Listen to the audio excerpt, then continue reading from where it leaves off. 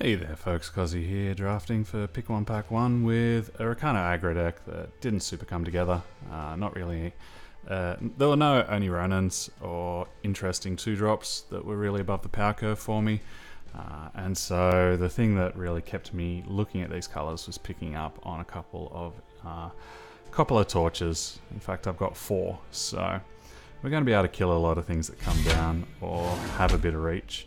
And yeah, a couple of early premium Justice cards. Goblin Queen is an exceptional player, so I look forward to this match. We're on the play, which is great news for us. We have the Bladekin Apprentice into Crown Watch Longsword and a Torch up as insurance, or a Rebel Sharpshooter, so yeah, this is about the best hand we can go for our winning into the world of Master. We also have all of our colours represented, so that's fantastic news as well.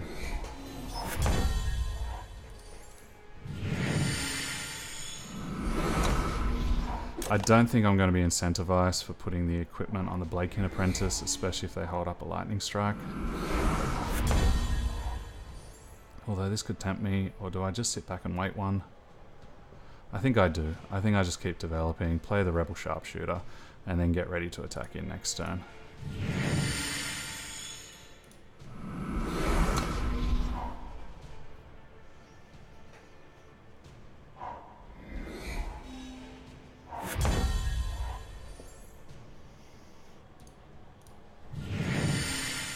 So I think what matters most to me is probably the Crown Watch Longsword. If they block and I Finest Hour here, I could get in trouble because they could be holding up the Lightning Strike.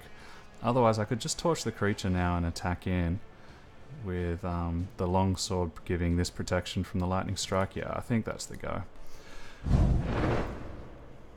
They definitely have a fast spell looking at that. Do I want to use my other torch on it? It will become a 2/7. I think I do. We just want it out of the way so I can keep attacking in. Shame to have wasted a torch.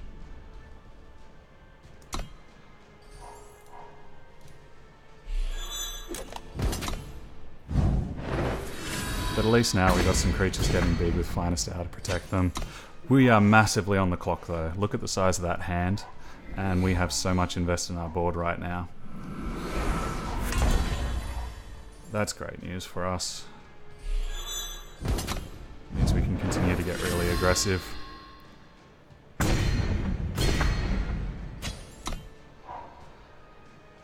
And we just need to hope that they don't have too many pieces of removal. Okay, that's unfortunate because it silenced my Chakrams at the same time. But we still have some decent attacks on. If I attack, he's assuming that will be able to block. So perhaps I don't want to be making that attack. But they'll be double blocking. Am I happy to trade off this value here to have a creature? No, I'm not really. Perhaps I just keep attacking in. Yeah, I just don't want to exchange this.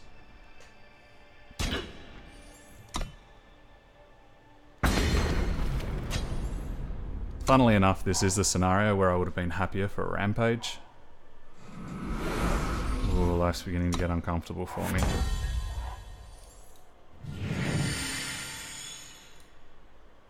Fortunately, at least I can just get rid of this Twin Brood Sauropod by forcing the double block issue.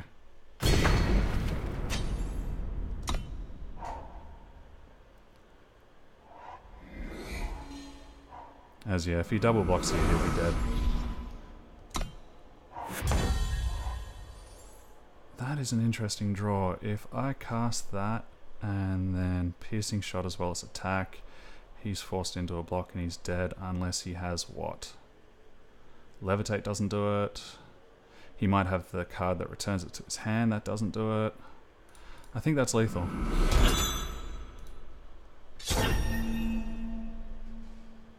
What stop do you have? Alright, so I think we got lethal on the board here.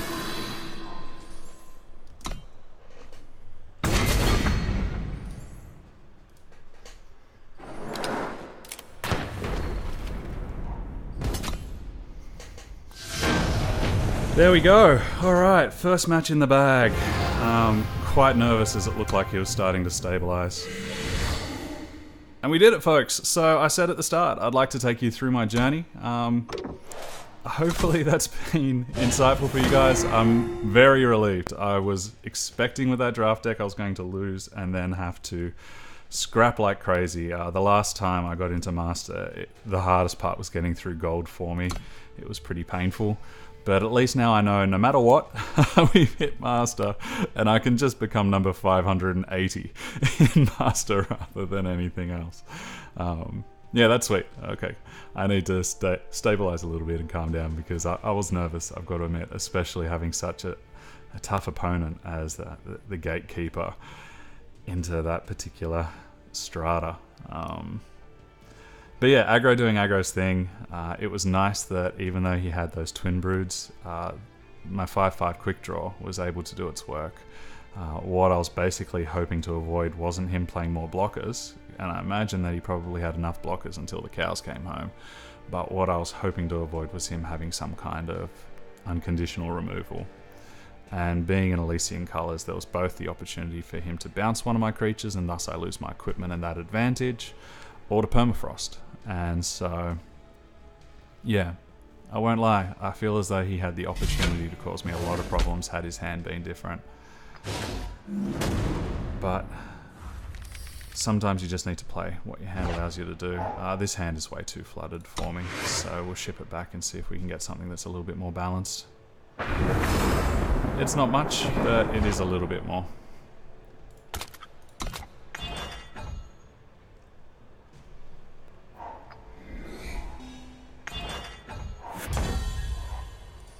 Alrighty, so we're going to be in the company of a lot of power.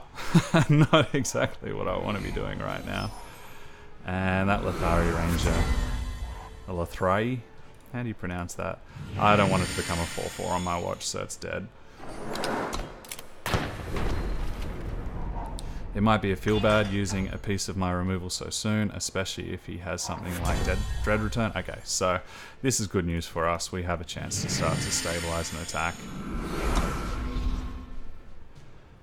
He has a fast spell. It could be a torch. It could be the quick draw spell.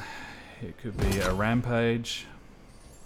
If he hasn't cast it there, I don't believe it's a torch. And I have a choice now between the Valkyrie and the Sharpshooter. I think I'd rather play out my Valkyrie because if I get an equipment, that's the creature that becomes a significant problem. Granted, yeah, these are both problems for him. Ooh. What does that mean? And it also uses my power more efficiently. Although that being said, next turn I could also have cast. Alright, so I've been hurt in that specific example. Fortunately, we'll be able to get it back. And we still have a pretty decent clock happening. But in the previous example, if I would have played the Sharpshooter, I could have held up Finest Hour. The fact that I saw him have a stop for some kind of piece of interaction could have been a strong argument.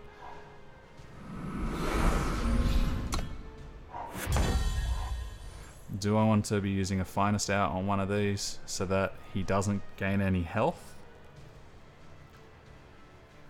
Or do I just want to let it trade in and know that I can smuggle his stash? I think we do that on a future turn. Although the Finest Hour is valuable because it'll help me get through something more problematic. Yeah, I think I'm happy to trade, especially knowing that I have a smuggler's stash. Okay, you're not interested in that. Curious.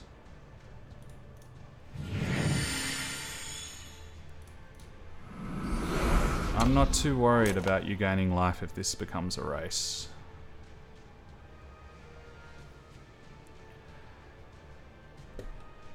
The static bolt that you played wasn't a fast spell, so you probably still have a fast spell in hand. Which I think means I don't want to be blocking here, because if it is the quick draw spell, then I'll be 2-for-1 myself with my Finest Hour. I think I'm better off just racing whilst he's power screwed.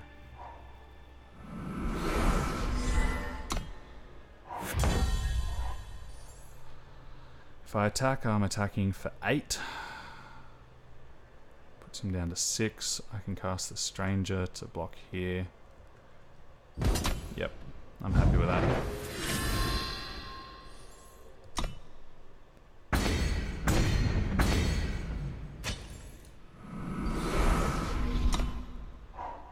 likely to be having damage base removal.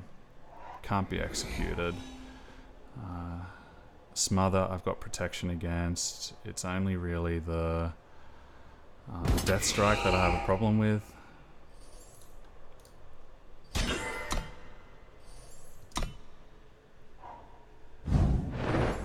So that makes it a 6 power. If I cast my Finest out, I've got 5 toughness.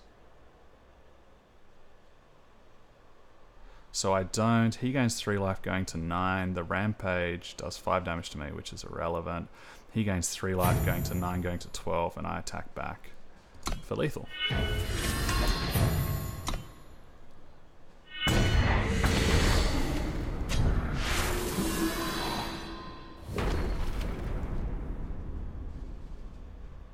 Six, 9, plus 3 is 12.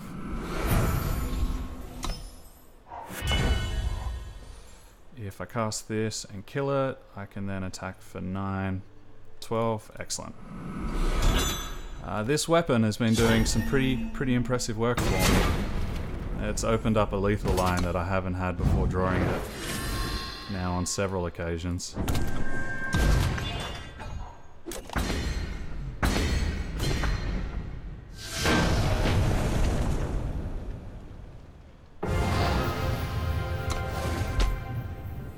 Which has been nice. I won't lie.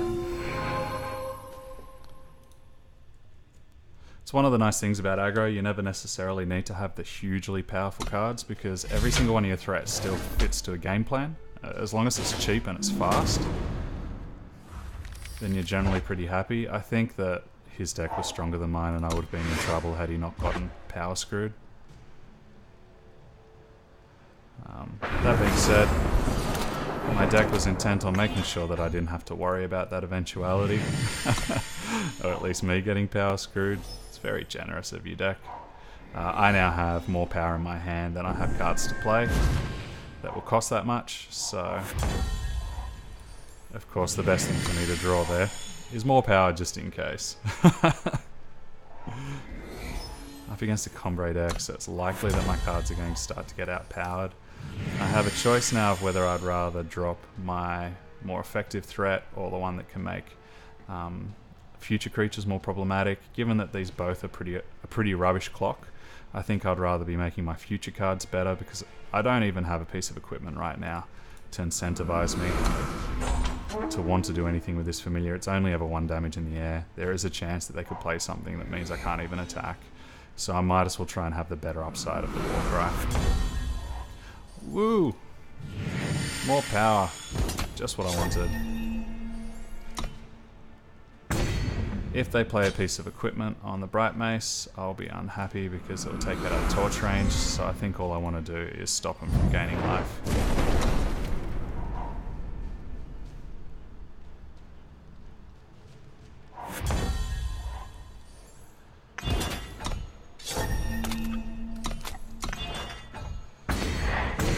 This is my chance to try and capitalize on the fact that I'll be Warcrying into something sweet soon. If I'm super lucky, it'll be a familiar, because that will allow me to deal with them having some pretty decent cards, and that's going to be unfortunate for them.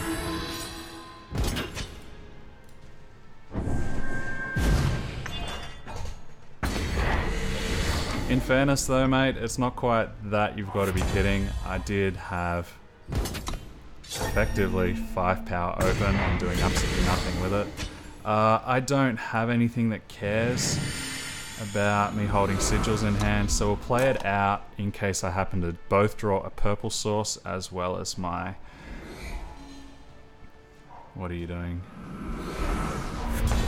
Okay, that's a little bit of a problem because it stops me attacking into effectively, except for with this guy.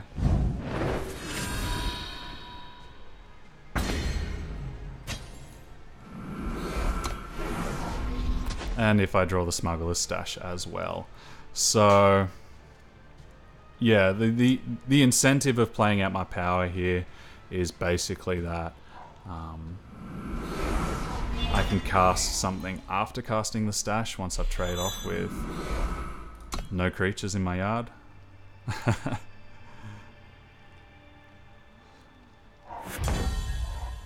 It's a good draw.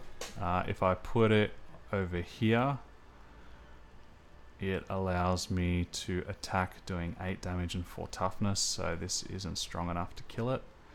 I can still attack in here anyway, and if they double block, then so be it. If I put it over on my lower watch wing, it turns into a 3-2, so it doesn't do make a difference.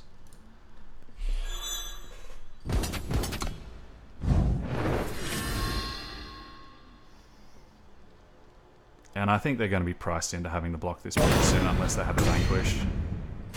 And them not blocking at all gives me a good opportunity to attack wide or to draw a torch. So I have a few outs here.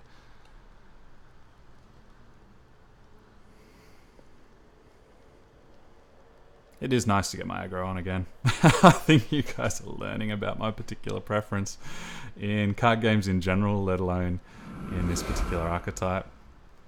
Or this particular meta, rather, I should be saying. Okay, so you're offering the ability to have a trade. You'll be gaining 4 life going to 7. I don't see what that does for you. Am I missing something? If they have a finest hour, they could gain 7 life going to 10. Still don't know what it does for you.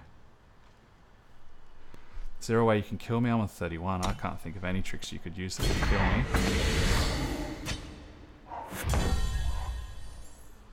Oh, they both got... Okay, they both got endurance. That's the important catch that I was missing. Oh, hang on. That now becomes 6. Which means that it can't deal with that. So this forces them to block. If they do, they gain another 4 life going to 11. If they block here, they gain 4 life going to 11. I do 8, 9, 10. So if I chump attack in, they gain 4 going to 11. I do 10 damage to them. They can gain another 4 life going to 5, which means I can't attack wide. So yeah, there's no point in offering that. If I offer up this trade, I then have attacks here and in the air again. So I think that's definitely what I want to be doing here. And they have to take the trade.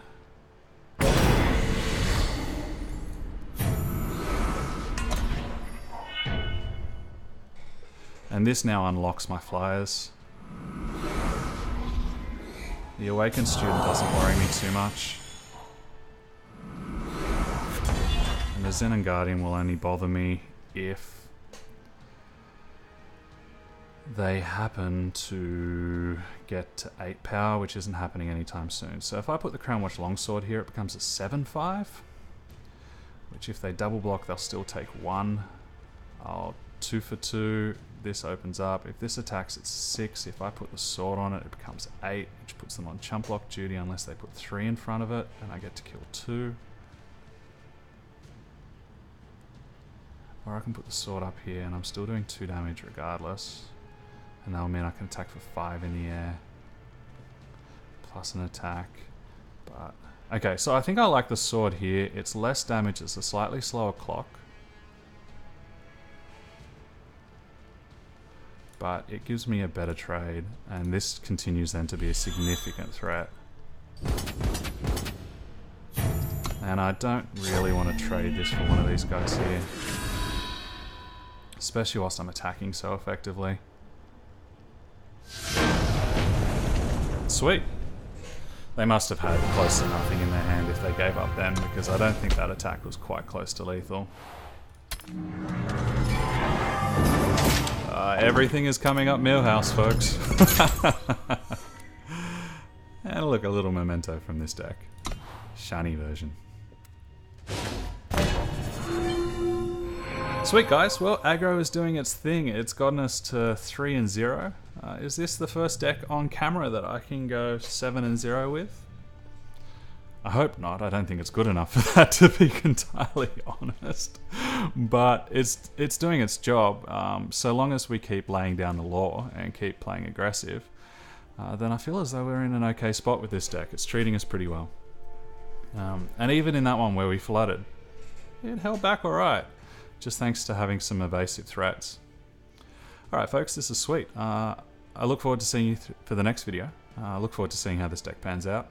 I've been Kozzi, drafting for Pick 1 Pack 1, getting my Rakano Aggro on, and I look forward to seeing you in the next video. Have a good one.